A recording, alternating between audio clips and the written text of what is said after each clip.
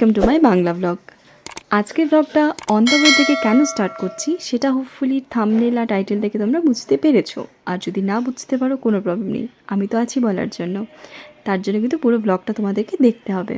যাই হোক, অনেক দিন পর একটু আউটসাইডে যাওয়ার প্ল্যানিং হয়েছে, কারণ সবাই বিজি থাকি আমরা, সেভাবে টাইমও হয়ে ওঠে না। ইনফ্যাক্ট সানডেতেও টাইম হয় না, কিন্তু এইবারের সানডেটাতে টাইম হয়েছিল, তাই আমরা বেরিয়ে পড়লাম। অ্যাকচুয়ালি আমি কিন্তু এখনও জানি না যে কোথায় যাচ্ছি। জানি কোনো একটা ভালো জায়গায় যাচ্ছি যেখানে গেলে পরে মনটা একদম রিফ্রেশ হয়ে যাবে, কিন্তু জানি না ডেস্টিনেশনটা কোথায়। তো চলো একসাথেই দেখি। তো এই রাস্তাটা তো তোমাদের খুব চেনা, ইনফ্যাক্ট আমার আগের ব্লগেও আমি দেখিয়েছি সেবকের সেই চেনা রাস্তা। আর ওই যে দেখা যাচ্ছে সেবকেশ্বরী কালী মন্দির, ভীষণ জাগ্রত। তোমরা কারা কারা সেবকে এসেছো আর এই কালী মন্দিরেও এসেছো সেটা আমাকে অবশ্যই কমেন্টস করে জানিও। এইবার আমরা যাচ্ছি সামনের দিকে। আমি কিন্তু সিরিয়াসলি কোনোভাবেই বুঝতে পারছি না যে কোথায় যাচ্ছি। রাস্তাঘাটের অবস্থা প্রচণ্ড খারাপ। এই কয়েক মাস আগে যে বন্যাটা হয়েছিল সেই বন্যার জন্য কিন্তু বেশ কয়েকদিন রাস্তাঘাট বন্ধ ছিল, অনেক ট্যুরিস্টরা আটকেও ছিল সিকিমে, তো খুব কন্ডিশন খারাপ ছিল। রাস্তাই নেই প্রপারলি বলতে গেলে, দেখতেই পাচ্ছ কী অবস্থা রাস্তার। বাইকে গেলে আলাদা ব্যাপার, বাট ফোর হুইলার কিন্তু খুব রিস্কি লাগে। আমি সাজেস্ট করব বর্ষাকালে পাহাড়ে না আসাটাই বেটার, কারণ যে কোনো মোমেন্টেই ধস নামতে পারে।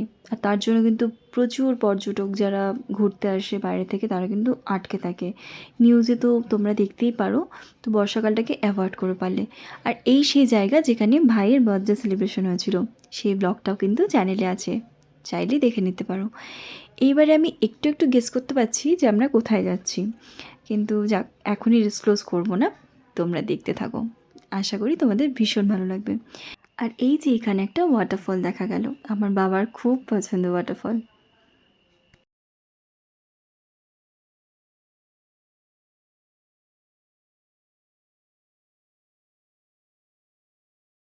এইবারই তো শুনে নিলে যে আমরা কোথায় যাচ্ছি। ইয়েস, আমরা যাচ্ছি আহালদারা। খুব সুন্দর জায়গা কিন্তু, and this is my first time. কিছুটা যাওয়ার পর রিয়ালাইজ করলাম রাস্তার কন্ডিশন খুবই খারাপ, মানে রাস্তাই নেই। এই যে কয়েকদিন আগে বন্যা হয়েছিল সেই জন্য এই অবস্থা। গাড়ি নিয়ে বা বাইক নিয়ে আমি তো এই সব জিনিস কিন্তু খুব ভয় পাই সিরিয়াসলি, মানে আমি এক্সপেক্টই করতে পারিনি যে রাস্তার কন্ডিশন এরকম থাকবে। তাই আমি হাইলি সাজেস্ট করব, যদি ঘুরতে আসো ওন রিস্কে এসো।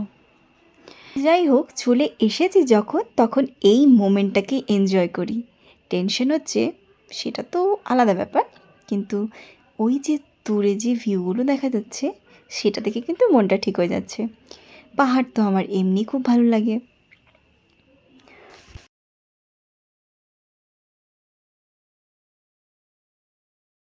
ফাইনালি আমরা চলে এলাম। শিলিগুড়িতে বেশ গরম পড়েছে কয়েকদিন ধরে, তাই গরমের হাত থেকে একটু বাঁচা যায় কি না সেটা দেখি। চলো, আমরা এসেছি আহালদারা ভিউ পয়েন্ট। এখানে কিন্তু আমি ফার্স্ট টাইম এলাম। আমি জানি না ভেতরের ভিউটা কীরকম, বা আমি সার্চও করে দেখিনি কোথাও, তাই এটা একেবারে আমার কাছে নতুন একটা এক্সপিরিয়েন্স। চলো চলো। আচ্ছা, বাইরে কিন্তু টিকিট কেটে ভেতরে ঢুকতে হবে। তোমাদেরকে আমি একটু পরে দেখিয়ে দেবো টিকিটের প্রাইস কত। এটা হচ্ছে আমাদের ব্যাক সাইডের ভিউ, মানে যে গেট দিয়ে আমরা ঢুকলাম তার পেছনের ভিউ এটা। সামনে এগিয়েই যাচ্ছি কিন্তু ভিউ পয়েন্ট আর আসছে না। এই যে রোদ, তার উপরে বিভৎস গরম। আমি তো হাঁটতেই পারছিলাম না, মানে একটু হাঁটছি আবার রেস্ট নিচ্ছি, এইভাবে করে এগোচ্ছি। একটা ছোটোখাটো ট্রেক হয়ে যাচ্ছে আমাদের। সত্যি একদম ট্রেকিংয়ের মতো অবস্থা, অনেকটা কিন্তু হেঁটে যেতে হয়।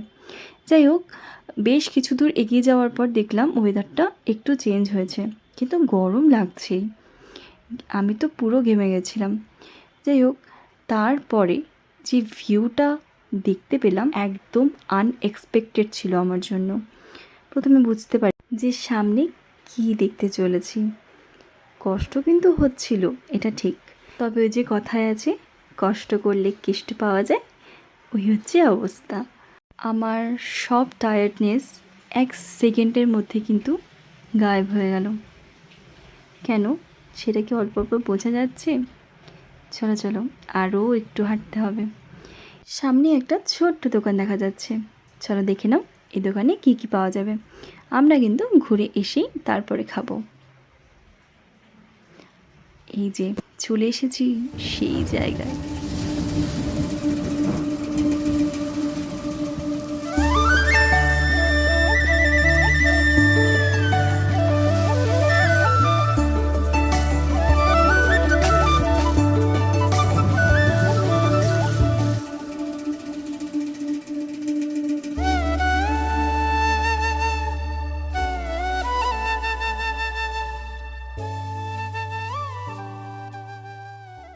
তারপর সামনের দোকান থেকে অর্ডার করা হলো এই মোমোটা।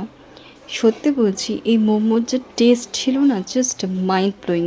এত দোকান থেকে আমি মোমো খেয়েছি, বাট এই দোকানের মোমোর টেস্টটা অনবদ্য ছিল। জাস্ট এই যে দোকানটা, আহালদারা ভিউ পয়েন্টে ঢোকার আগেই ঠিক হাতে রাইট সাইডে পড়বে এই দোকানটা। একটাই দোকান আছে, আর টেস্ট জাস্ট দারুণ। তোমরা যদি আহালদারা ভিউ পয়েন্টে যাও, you should definitely try this momos.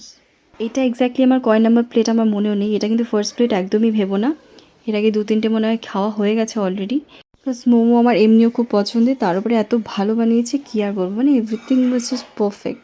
তো এই যে আমি খেয়ে নিচ্ছি। আচ্ছা, বাই দ্য ওয়ে, এখান থেকে বেরোনোর পর কিন্তু আরও অনেক মজা করেছে, সেটা দেখার জন্য তোমাদেরকে দেখতে হবে নেক্সট পার্ট। আর সেটার জন্য কিন্তু আমার চ্যানেলকে করে দিতে হবে সাবস্ক্রাইব, যেটা কিন্তু একদম ফ্রি। টিকিট প্রাইস কিন্তু 10 টাকা, এখানে লেখা আছে 25, কিন্তু অ্যাকচুয়ালি নিয়েছিল 10 টাকা পার হেড। আর এখানে টিকিট কেটে তারপরেই তোমাদেরকে ভেতরে যেতে দেওয়ার পারমিশন দেওয়া হবে। যাই হোক, এখানে বেরোনোর সময় এই ছোট্ট বেবিটাকে দেখলাম, আর বেবিটা আমাদেরকে বাই করছিল। কত কিউট, তাই না? অনেক সুন্দর সুন্দর মেমোরি নিয়ে ফিরে যাচ্ছি, কিন্তু সামনে আরও ইন্টারেস্টিং জিনিস আসছে। দেখা হচ্ছে নেক্সট ব্লগে। Bye bye.